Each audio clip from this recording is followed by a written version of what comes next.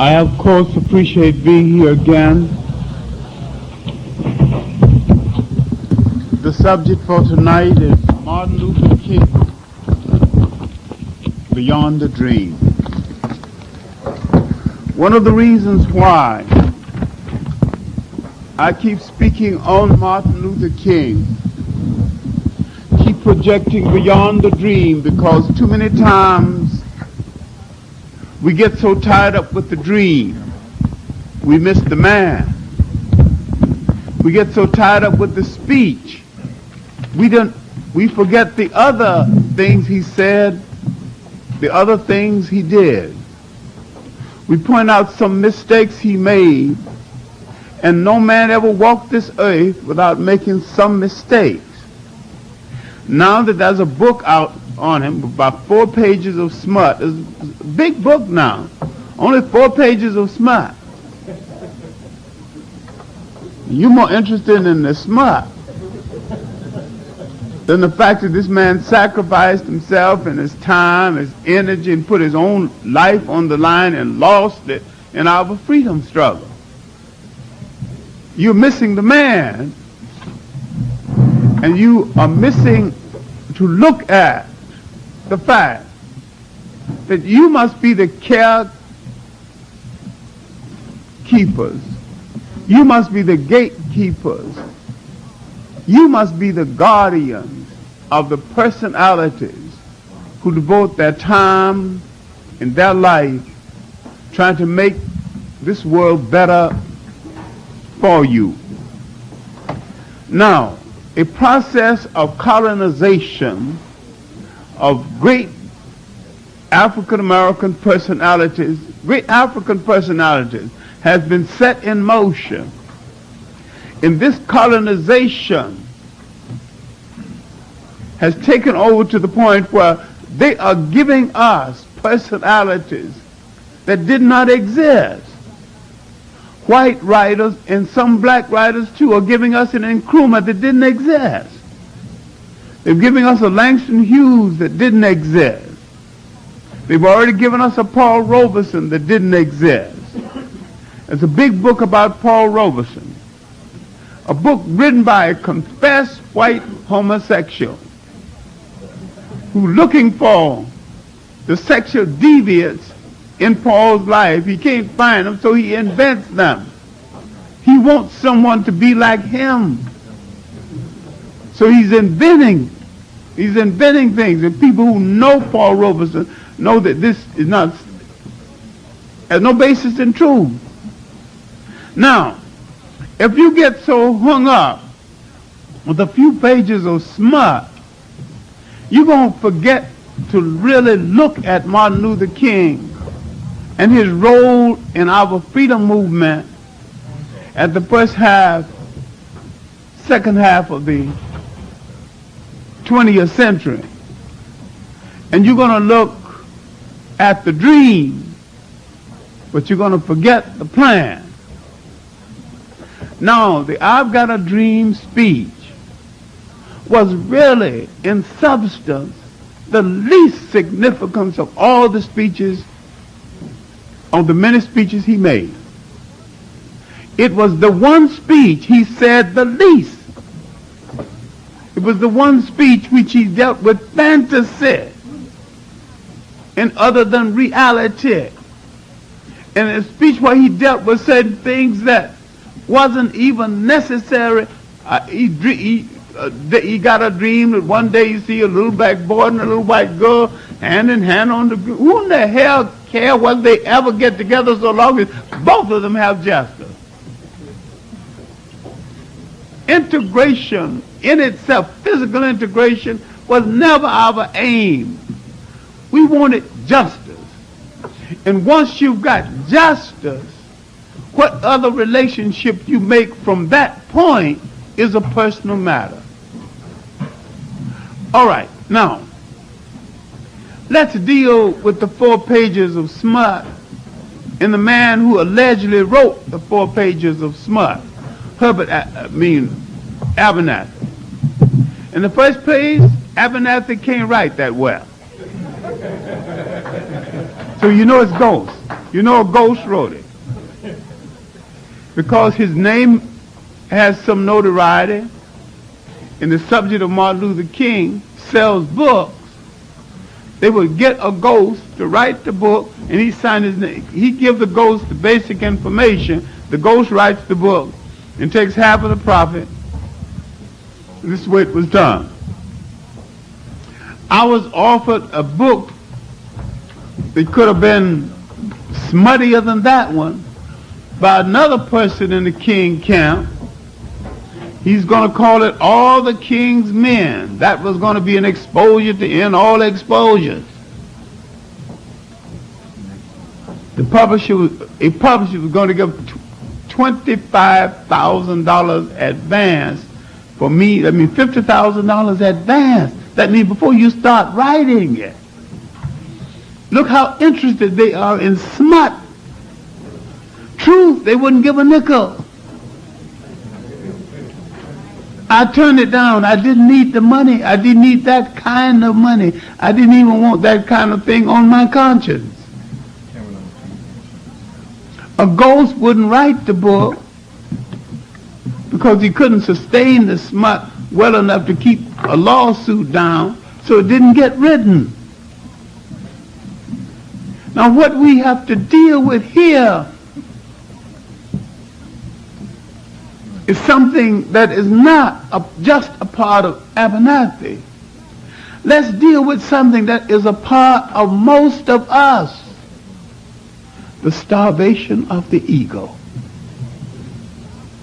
Because our egos are sometimes so starved, we want to take a bow sometime in life. We want a little pat on the back sometime in life. We want a decent hug sometime in life. And you stand by somebody who you think is getting all those things, and you in the lime, you in the light, but you're not in the limelight. Why not me? Faith, a God, a nature that gives out charisma to people is very stingy. Very few people have charisma.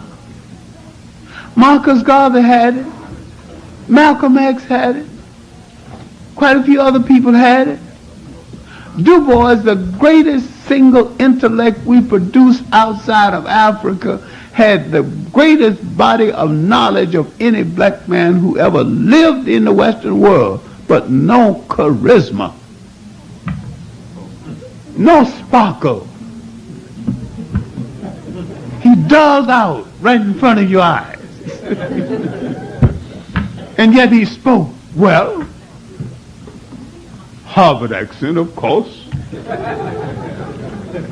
Wax mustache, spats, cane, gloves. Perfect part. But yet he never found that vocabulary that communicated to the lowest man in his audience and the highest man simultaneously without talking down or up to either one of them. Malcolm X could do it, and Marcus Garvey could do it, and Martin Luther King could do it. Martin Luther King had one kind of charisma, Malcolm X had another. When Malcolm X spoke, the next day, his message was so clear, you could whistle it. When King spoke, he massaged your ego and your spirit in such a way. You remember the next day he spoke so pretty and spoke so well, but you wasn't too clear about what he said. But you know he said it so beautifully.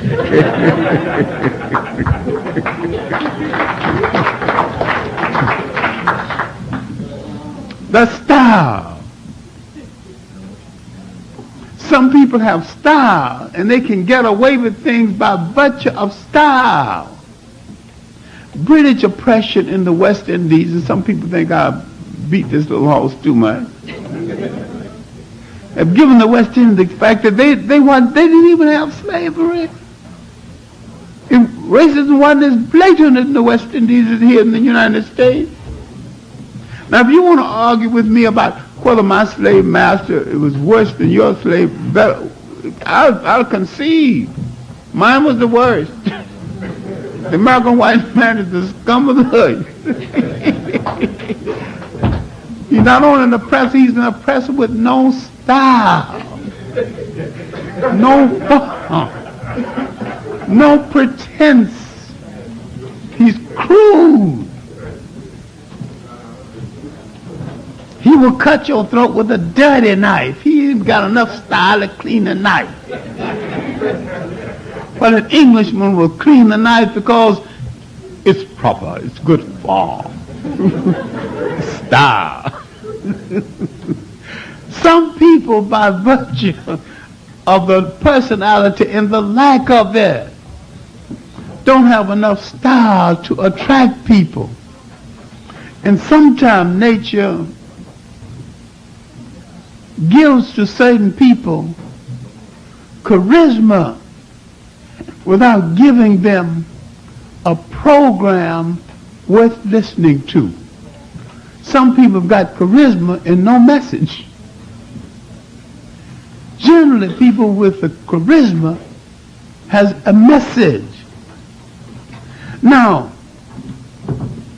what should you concentrate on if you look at Martin Luther King beyond the dream? He got to the rallies on time. He made the speeches on time. He did what it was asked of him on time. Seeing him with 3 women in one night talking doesn't mean that he had relationship with 3 in one night. It's an exaggeration for anybody to assume that you can do justice to 3 in one night in the first place.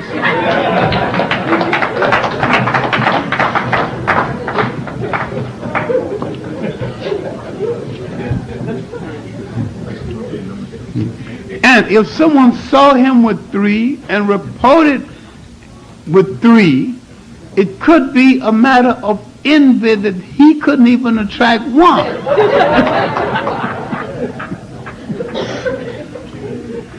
Didn't have the style, didn't have the charisma, didn't have the sparkle. Now, a man in his position naturally, normally will attract a lot of people and a lot of women. That in itself does not mean that there's always a physical culmination of the attraction. I am not defending King. I have no evidence one way or the other, and I do not dignify rumors to the point of convicting people on the basis of rumor. What I'm talking about tonight, when I get the front matter out of the way, is a comparative study between Martin Luther King and the radical black ministers who were more dynamic than Martin Luther King, who were the antecedents of Martin Luther King, and who made it possible for Martin Luther King to emerge. We look at him as a singular personality. He was not a singular personality. He came out of generations of black ministers, generations of black people who advocated peace, including Akhenaten, who advocated peace from a throne. He had a special kind of humanity that has reflected in African people through the ages. And this is why we have always been hospitable to strangers. We have many times invited the wrong kind of stranger in our house as our guest, and the stranger became the conqueror. It became the conqueror because we had something in us, and we still have it, in spite of the fact we bang on each other too much. We have a special kind of humanity that sometimes we transfer to other people because we say, I wouldn't do that. So you assume that the stranger wouldn't do it either. But the stranger did not come from your culture. The stranger did not come from your geography. And the stranger did not come from your environment. Now let me illustrate the point because it has something to do with today, although I'm going to go way back. You know, I maintain that all history is a current event. Everything that ever happened continues to happen. And that the first man that sneezed is still influencing the atmosphere. And the first kid that threw a pebble in the ocean is still influencing the ocean and will influence it for all times to come. We came out of a holistic society where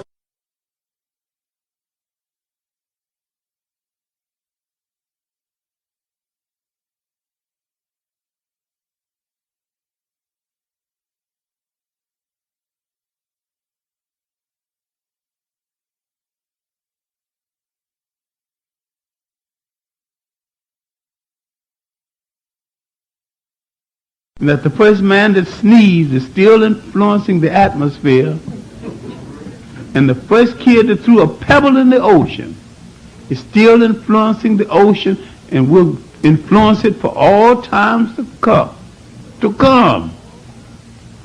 We came out of a holistic society where everything related to everything and everybody. We were not individuals. And we would ask, what group do you belong to? Is this the territory of your tribe? Did your king send you over here? Everybody belonged to somebody. And everybody had a responsibility to everybody else. And today, when you see a halfway job cat walking around the street, hey, how things going, man? He said, everything is everything.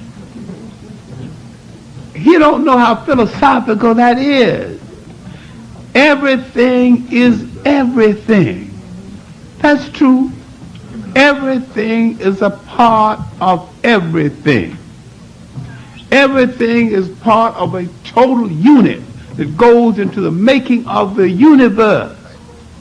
But if you came from one environment and another person came from another environment, he reflects what that environment did to him. Now let me draw you an example. Let's kick history back 10,000 years. Let's look at that European in that snow. The seasons are short. He's got 4 months to harvest, to store, to plant, harvest, and store.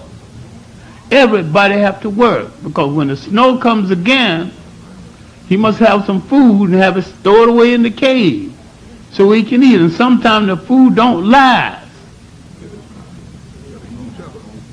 So nobody can sit around. In that snow, if he got angry with his wife or his woman and said, get out, she had to cop a plea. Because she knows if she get out there all alone, it's death. So from the beginning, the European woman was on her knees to the European man asking for mercy. And to a certain extent, she's still doing it. She's a slave on the air-conditioned auction block. The only difference between her auction block and ours is she's got a cleaner auction block, but she's still a slave on the auction block for sale. Now, let's look at Africa 10,000 years ago. The woman has already started agriculture, the basis of food. She peeped the man's hand. Every time she looked, well, when I'm going on the hunt, she's planted some vegetables and all those things near the house. And now we got enough food right here. Now you stay home.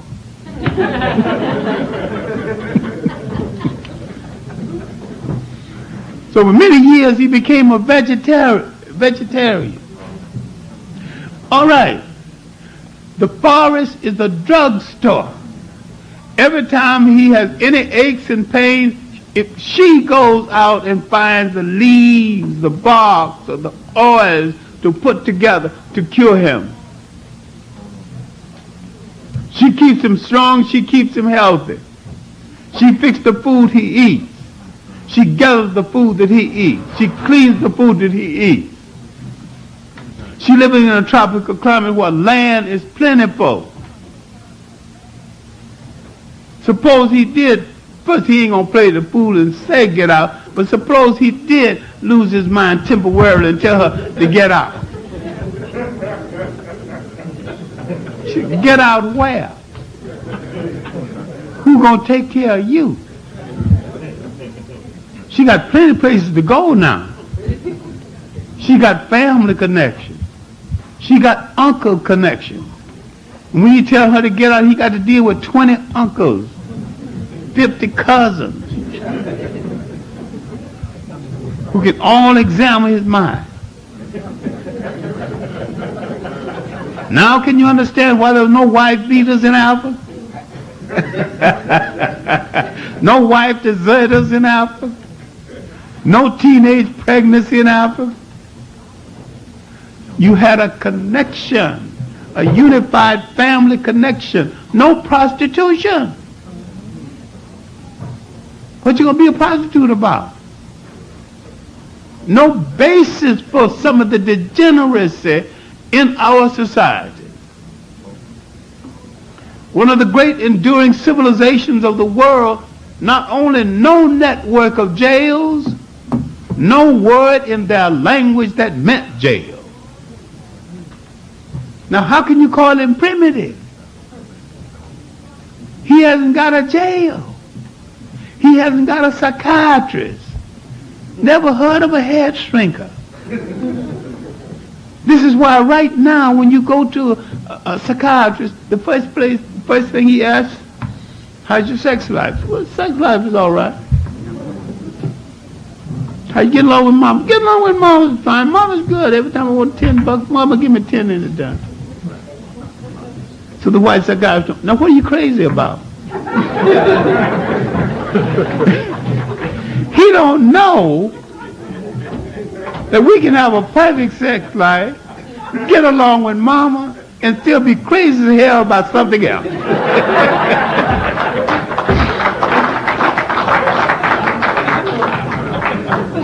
When we go out of our mind, we go out for one reason. When he go out of his mind, he go out for another reason. This is why Western psychiatry doesn't fit our case, because they don't know what to say to us and they don't know how to cure the case. A black man went to a psychiatrist. He had a perfect wife. His wife, he loved his little girl, nice home, got along with every member of his family. We don't know what he's crazy about. He'd been on a job for a number of years. He gotten minor promotions, but nothing major. Here's a white man who came on the job 2 years before, who's now an executive, and he helped to train this man. Man is an executive, and he hadn't moved beyond the shop. What he's frustrated about is he's got more talent than the president of the company. But it's a decent job, as jobs go. Not paying too well, not paying too too badly. His wife advised him to keep the job and accept the minor humiliation. His mother and mother-in-law advised, keep the job after all. You know, where else you going to get that kind of salary? It's halfway decent as salaries go. And what's he frustrated about? You have humiliated him. You have impinged on his ego as a man. Men don't supposed to let this happen to them. When this happens to a man's supposed to leave or tell somebody to go to hell or rock the boat or do something. He don't supposed to just take it and be quiet. That's precisely what he came to a psychiatrist to talk about. And the psychiatrist don't know how to talk about this because the psychiatrist is a part of the problem. The society of the psychiatrist is a part of the problem. You have created a society where you said that upward mobility is for a certain group of people. And you've denied a man who have enough talent to train a person who's an executive, but not enough talent, not enough recognized talent to be an executive. And he's frustrated. He's angry. He don't know exactly where he's going to find the next job, and he's got notes due and his little mortgages and his child is in school and shoes need to be paid for, and he got things under control now. But he don't know what he can have under control if he had to look for a job for 2 or 3 months. He'd be wiped out. He don't want to face this. They want to continue to face the humiliation of being bossed by people with less talent than he has. See, now, the black man faces this kind of dilemma. And when he comes home to his ever-loving, and can't explain it to her, what's he going to do? She said, baby, quit the job. We'll make it somehow. I mean, you find another one. But the basic comfort is nice, and things are in order, and bills are being paid. And she advised him to stick it out. It's better than what you can get some other place. I'm still talking about Martin Luther King Beyond the Dream because I'm talking about a people. And Martin Luther King came out of a people. I want to get some front matter out of the way before I go back and deal with the historical antecedents. We let certain things happen to Martin Luther King that should not have happened. We let certain things happen to him after his death that shouldn't have happened. He didn't need no holiday. If we needed a holiday, we could make the holiday. We didn't have to involve the nation in it. A holiday that we declare, and we didn't have to take a day off. Something that is distinctly ours. Once we involved his opposition in the creation of the holiday, they created the holiday and created a personality that fit into the holiday, and that emphasis is on nonviolence. Here's a colored man who decided not to hit us. So we take a day off and drink to his memory. They're saying that Martin Luther King was not revolutionary, and I said he was revolutionary. But he was revolutionary in a special kind of way that his enemies could not understand, because they would not dare try anything as morally high as nonviolence. And as morally high as it is, I can go along with it only so far.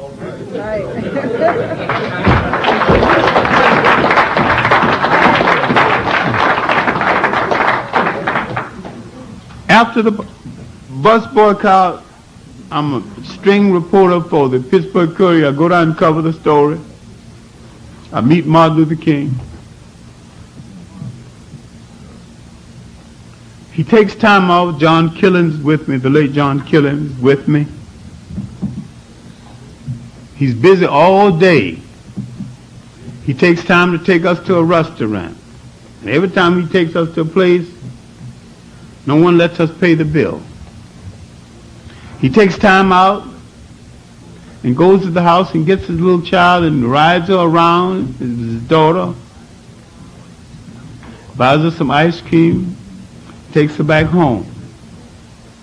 Now, whatever else he was a warm and loving father.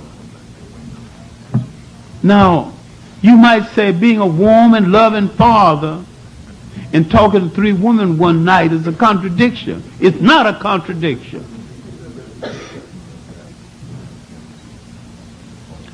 And even if he had relationship to, and there's no proof that he did,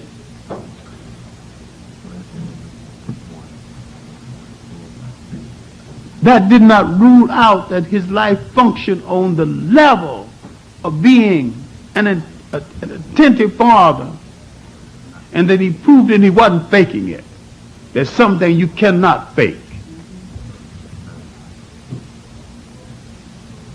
And that he was as close to his children as time would permit, being busy night, day, and traveling a great deal.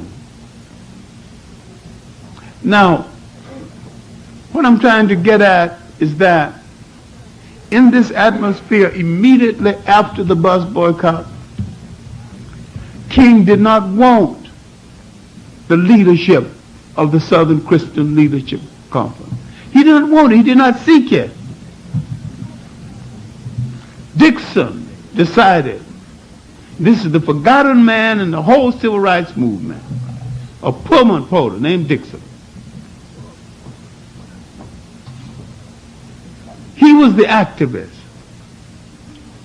He was a man that not only did not believe in nonviolence, wouldn't leave his house without his piece in his back pocket. And everybody knew he had it, including the police, and nobody crossed his path. They know that's one you better not tangle with. He propositioned Abernathy to tell King, I think you better head this movement. Why he wanted King to head the movement is because this is a college town, Montgomery.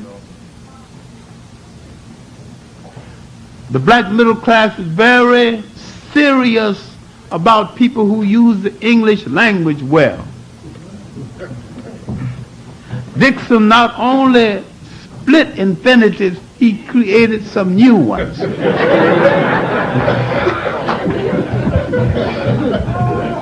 And he wasn't about to change his English .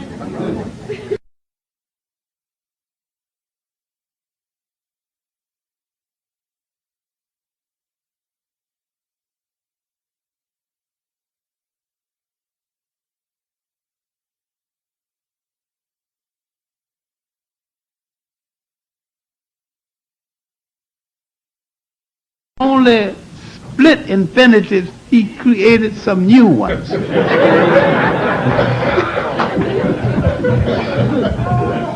And he wasn't about to change his English to suit anybody. He was rough and he intended to stay rough. But he was the activist. He had planned this attack on the bus. He planned with one woman, and when just at the day she was to get on the bus, he discovered that she wasn't married to the child, the father of her child.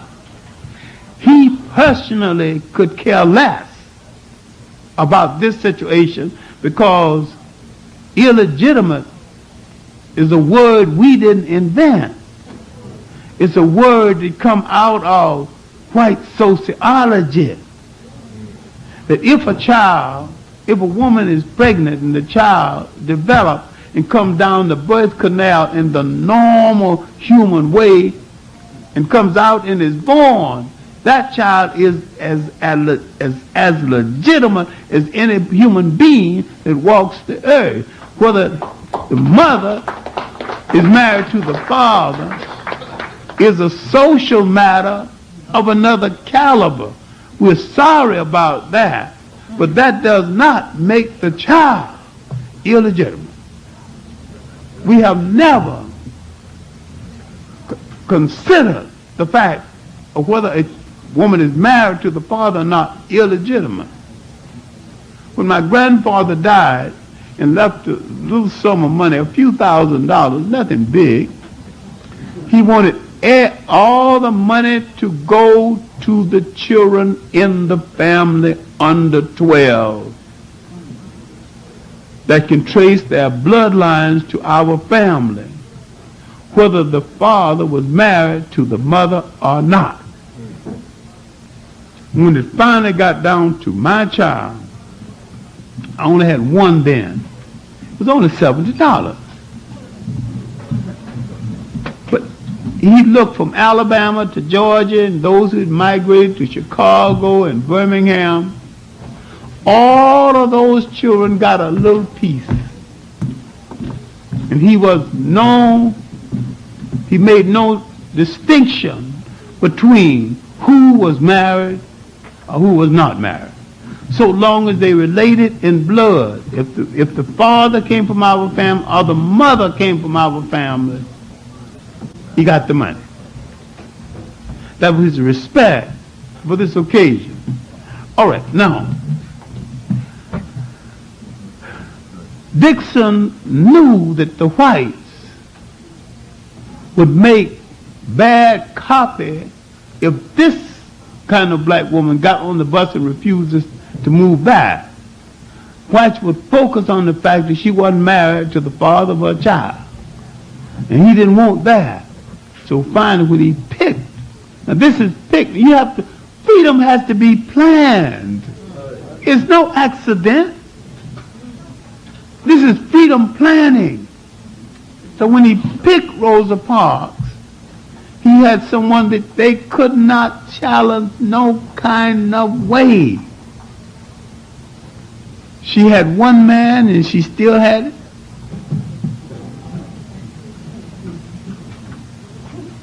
She worked, he worked. She was a seamstress in the community.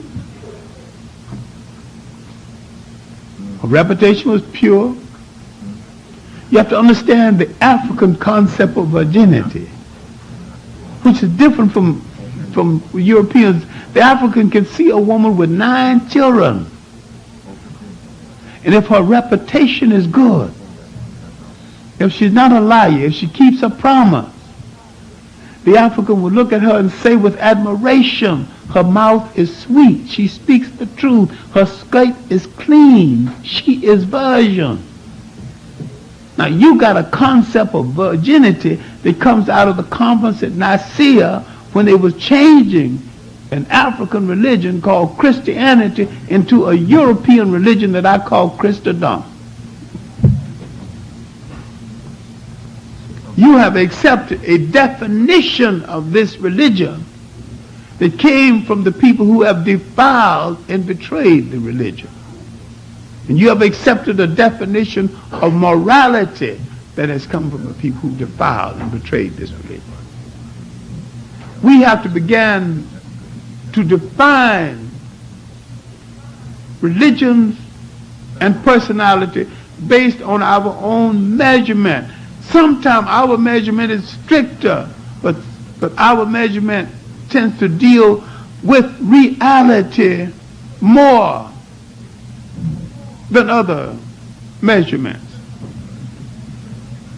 This is why at an early age in human history, we dealt with the woman in a manner that not only guaranteed her equality in the society, made her one of the first female gods of human history, and made more than one. We did not feel insecure with a woman riding at the head of the army and the rest of the army all men. Didn't make us feel insecure. Would make us feel insecure now. We felt no insecurity. The European feels insecure with the woman in power. You cannot measure yourself by his yardstick because he changed the rules of the world to aggrandize himself at your expense. We must find our definition of things. And when we find our definitions of things and begin to honestly look at personalities such as King, we will discover that he was one of the truly great theologians of the 20th century. That he dared to believe in something other people had betrayed. It was a thing of great admiration when he kept expounding on the Judeo-Christian ethic. It was the Judeo-Christian ethic in the hands of whites who had betrayed it that got us into the slave trade. Their concept of the Judeo-Christian ethic differs radically from ours. Their concept of the church differs radically from ours. And if we conducted ourselves in the church and conducted religion in a manner that the church wouldn't be worth going into. And we have to understand that while they palmed off a religion on us, we became the true believers of the faith, and we brought to it, and we still bring to it, a sense of humanity over and above anything that they brought to this religion. One of the reasons why we haven't understood Martin Luther King, we are too hung up with "I got a dream" speech. We quite forget that he also had a plan. That he also challenged this government. That he also brought up the problem of Vietnam. And that he also brought up the problem of the vast amount of money that's being spent in this country for war and the neglect of the poor. And that he advocated a poor people's march on Washington, uniting white poor and black poor. He wasn't saying anything about integration. He got across a basic point that is still true. The same person who makes a white person poor makes a black person poor. He didn't ask them to marry. He didn't ask them to invite each other for dinner. He said they are going to have to put their strength together to deal with a common enemy. And after they have dealt with that common enemy, socially they both can go their separate ways, if that's what they want to do. If they want to be friends, that's all right. If they want to go their separate ways, that's all right. He wasn't talking about integration. That had Martin Luther King lived to bring off this dream, far more important than the dream speech at the March on Washington, had he brought off this dream, he would have been a political force in America 10 times more awesome than Jesse Jackson. He would have put together the common folk in America who have no axe to grind one to the other, because the same person that makes one poor makes the other one poor. We have not looked at this aspect of Martin Luther King's planning. We have not looked at the last 2 years of his existence when he began to have serious problems with the concept of nonviolence, and said so. We had not looked at the time when he began to reassess the dream. What we need to look at is where when he took that dream and the concept to its lowest ebb and was so severely criticized, he realized that he had to rethink the concept. After the bombing at Birmingham, the killing of kids in Sunday school, when he went into Birmingham and said, if blood must flow, let it be our blood and not the blood of our white brothers, he was not only wrong, he was vulgar. The children had not been buried. This was the time when he could have been confronted this nation and said, so far as nonviolence is concerned, I reserve the right to follow it to the end of my days because I believe in it. But I acknowledge the right of my people to have the God-given right of self-defense.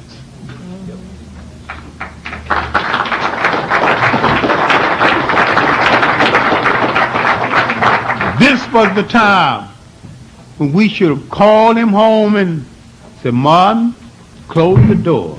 Tell the children to go out to play. We adults got some serious talking to do. This is the time when we called him in and said that we have followed you down the nonviolent path as long as we could. From this day forward, we reserve the right to defend ourselves. In the early days, writing the stories for the Pittsburgh Courier, when I went down to Montgomery, there was a young man who'd married a beautiful little girl, early 20s, called Leela. And I asked him, if someone hit Leela, some cracker hit Leela, spit on her, would you be nonviolent? He looked around to make sure that nobody in the front office was close to here. He said, Mr. Clarke, if someone touched this gal of mine, I'm going to take out my knife, I'm going to love them. That way? This way? I'm going to just love them until they bleed to death. Now he was demonstrating, he was in all the demonstrations now. But the one thing was clear in his mind. He'd be nonviolent until you touch that lady. And after that, he's on the warpath. He had worked it out for himself. And there was another case where